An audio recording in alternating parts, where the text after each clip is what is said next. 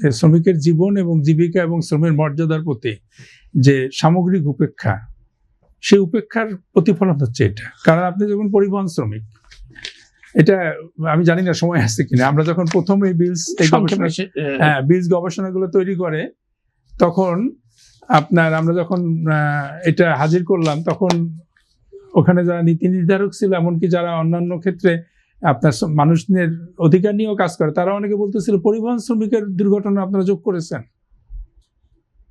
ঠিক আছে, মানে পরিবহন শ্রমিক যে শ্রমিক হিসাবে মারা যায়, দুর্ঘটনায় যে একজন পরিবহন শ্রমিক মারা যায় এবং সেও যে শ্রমিকের মৃত্যুর তালিকায় আসতে পারে, এটা আমরা অনেক সময় মনে করি না।